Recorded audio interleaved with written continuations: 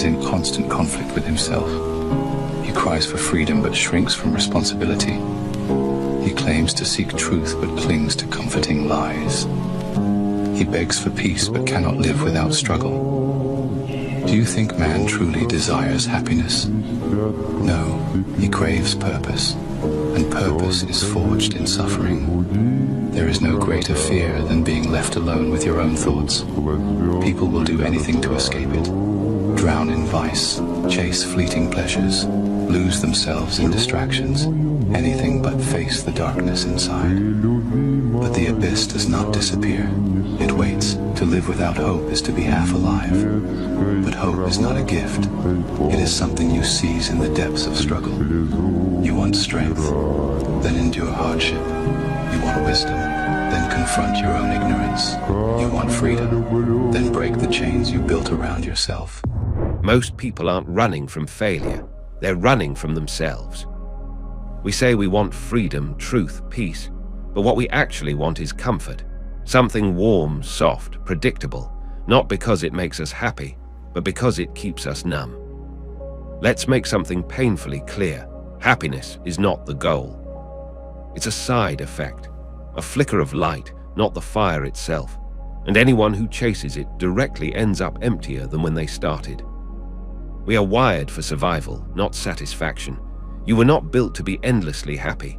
You were built to adapt, to struggle, to grow. And growth doesn't come wrapped in comfort. It comes wrapped in friction. That's why people cling to lies, even when they know they're false. The illusion of certainty, the fantasy of safety, the story that everything is okay when it is. These are the invisible cages people beg to stay in. Because here's what no one tells you. Truth doesn't feel good at first. It strips you bare. It humbles you. It cuts through your self-image like a blade. And peace. It's not the absence of struggle. It's what you gain when you stop running from it. See, man does not want to be happy. He wants to be needed. He wants to matter. He wants his pain to mean something. So when he's denied struggle, he creates it. Sabotages his own comfort, invents enemies, picks fights with shadows. Why? Because deep down, suffering is not the enemy. Meaninglessness is.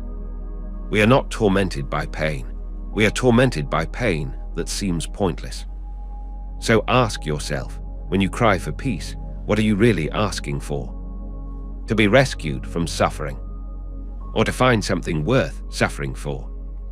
If you keep chasing happiness, you'll keep circling the drain.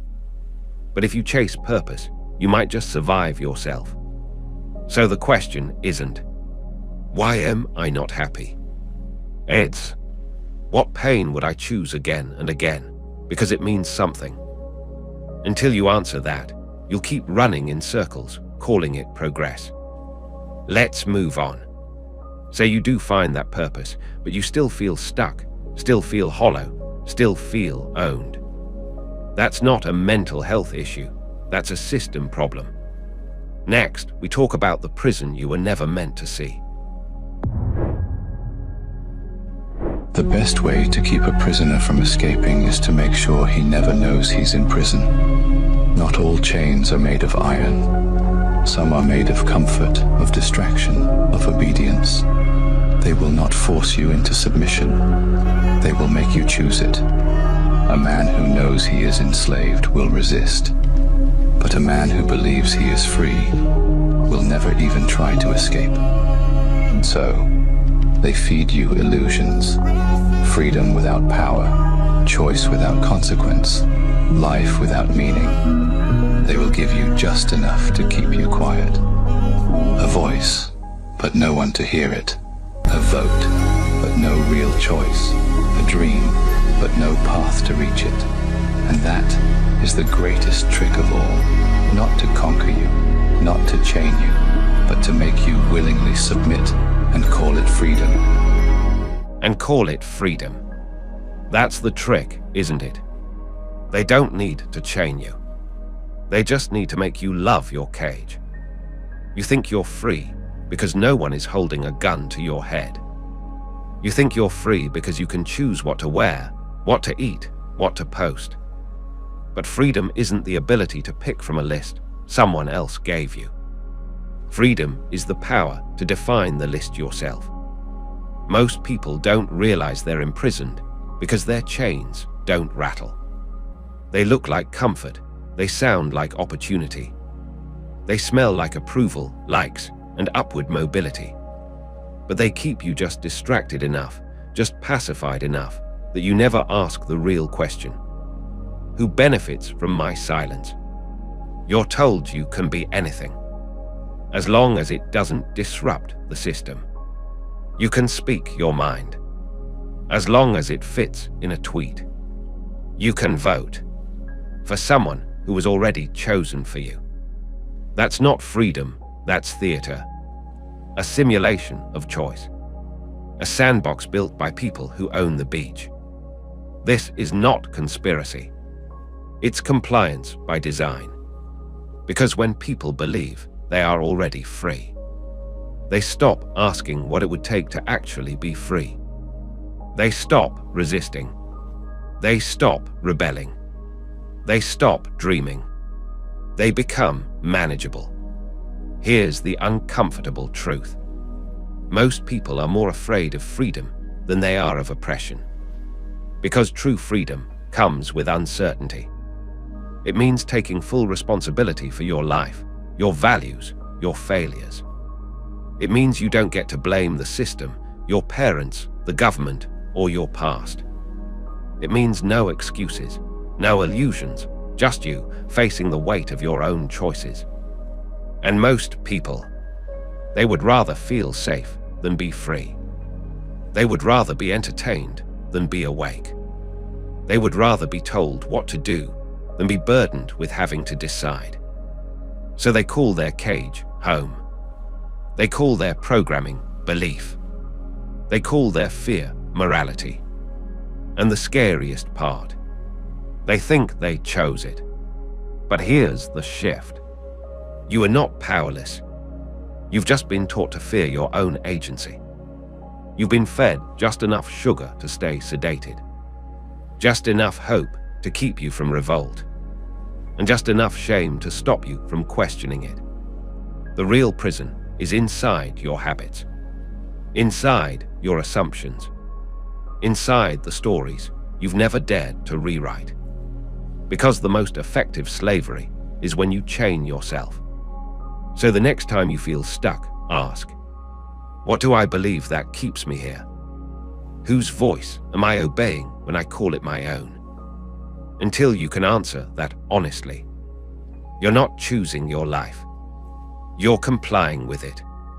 But once you see the bars, really see them, you can start tearing them down. Next, we go deeper.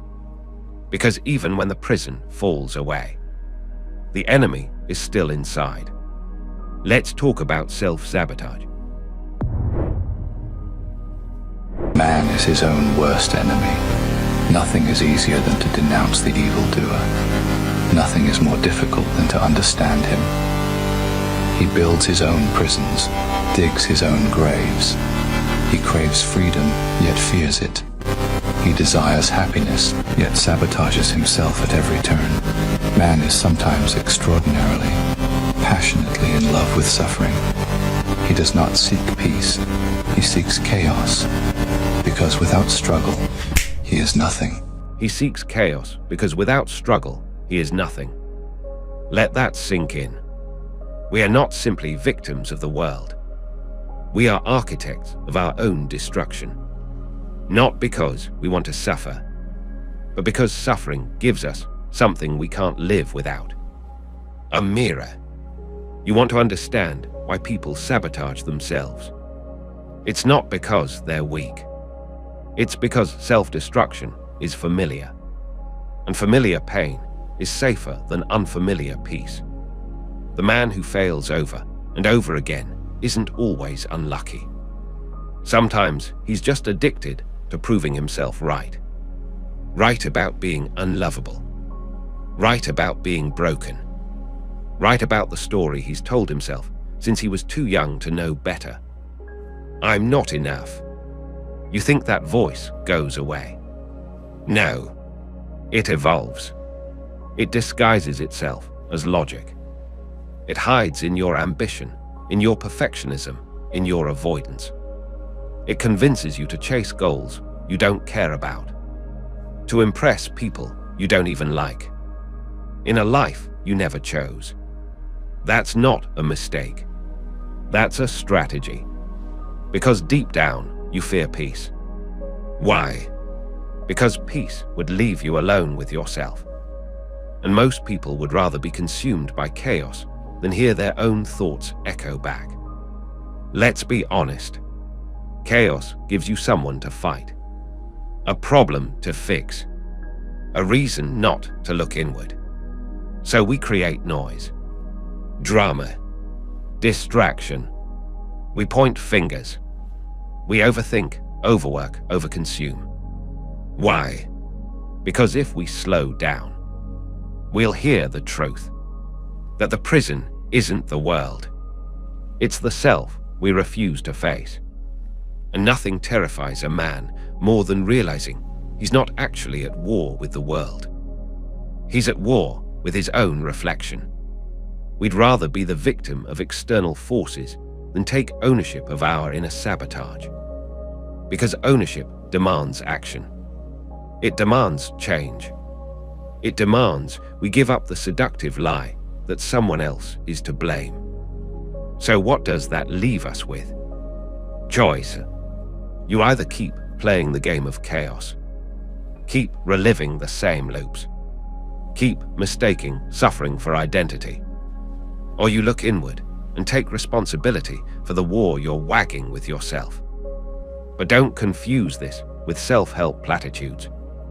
This isn't about becoming your best self. It's about recognizing that the most dangerous part of you is the part you pretend doesn't exist. Which brings us to the final layer. You've broken the external chains. You've seen the self-sabotage. Now we confront the thing behind it all. The shadow, the demon, the darkness inside you. Every man has a demon inside him. Deny its existence, and it will control you. We spend our lives trying to hide from the darkness within us. But the truth is, we're all haunted by it. The more you suppress it, the more power it gains. It craves chaos and questions your every move. And when you ignore it, when you pretend it's not there, it doesn't go away.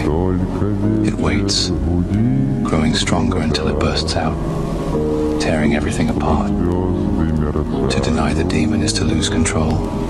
Only by facing it can you ever truly conquer it. The man who knows his darkness is the one who can master it. Only then can you escape the endless war inside. Confront your darkness, and you reclaim your power. Deny it, and it will own you. Deny it, and it will own you. That's not metaphor, that's a warning. There's a part of you that doesn't care about morality, ambition, or appearances. It's raw, hungry, primal. And it doesn't ask for permission. Every person has a demon inside them. Most spend their lives pretending it's not there. They polish the surface, curate the mask, speak in affirmations, smile on command.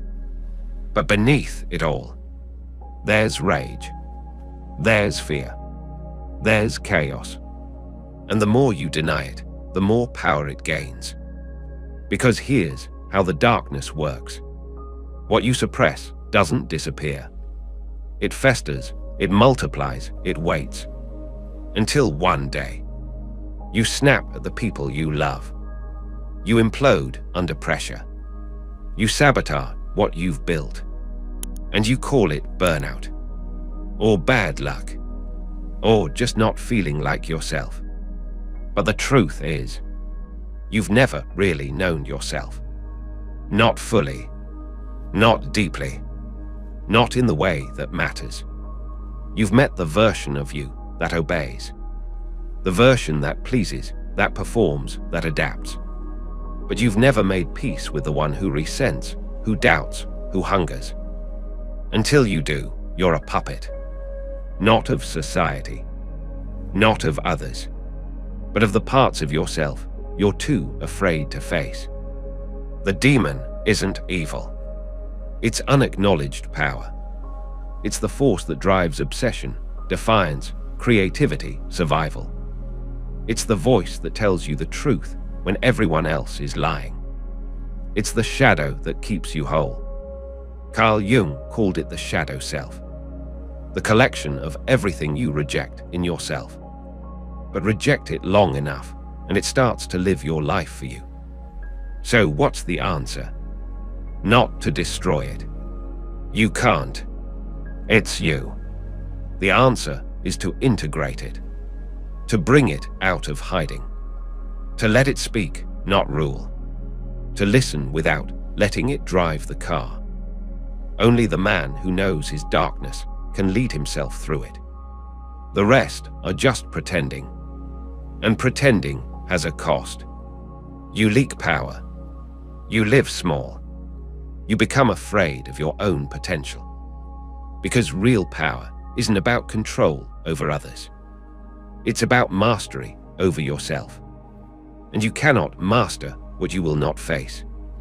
Here's the final sting. You don't get to choose whether you have a demon, only whether you own it or it owns you. And most people, they're not free. They're haunted. So if you want peace, don't chase light. Turn and face your shadow. Drag it into the daylight. Name it, know it, master it. Then, maybe then, you'll stop the endless war inside you. Because the truth is this: you're not broken. You're divided. And healing isn't about fixing, it's about reuniting. All of you. Even the part that scares you. So the question isn't, can I silence my darkness? It's, am I willing to listen to it before it burns my life down? So let's put it all together. You are not just a seeker of happiness. You are a creature of pain, of purpose, of paradox. You cry for freedom, yet sabotage it. You beg for peace, yet chase chaos. You scream for truth, yet hide behind lies you wrapped around yourself like armor. And all of that, it makes sense. Because the world taught you to fear stillness, to mistake comfort for meaning, to believe that fitting in is the same thing as belonging. You were told to be good, be productive, be normal, be liked. But no one ever told you the cost. They didn't teach you that peace without purpose is just sedation, that freedom without self-knowledge is just a prettier prison, that happiness without wholeness is just another high to crash from. Here's the truth they won't say out loud. You are not just the part of you that smiles. You are also the part that screams. And until you stop pretending otherwise, you'll keep playing a rigged game. Blaming the system, blaming others, blaming fate. But it's not the system that's stopping you anymore. It's the story you keep telling yourself. The story where you are broken. The story where you're powerless. The story where someone else holds the key. Burn it. Because your cage isn't made of steel. It's made of belief. Your war isn't out there. It's within. And your demon. It's not your enemy. It's your unclaimed strength. Face it and you reclaim everything. Run from it and it will run your life from the shadows. This truth is not soft. It will not hug you. It will not tell you everything going to be okay. But it will set you free. So no more pretending. No more waiting to be rescued. No more blaming a world that reflects the war inside you. It starts here. Not with a breakthrough, but with a brutal kind of honesty. You are the prison. You are the war. You are the shadow. And you are the way out. So the question is no longer what's holding you back. Are you still willing to lie to yourself, to avoid becoming who you really are? Because once you stop running, once you stop hiding, once you face the truth, everything changes. Not easily, not comfortably, but completely. And that is the only freedom worth having.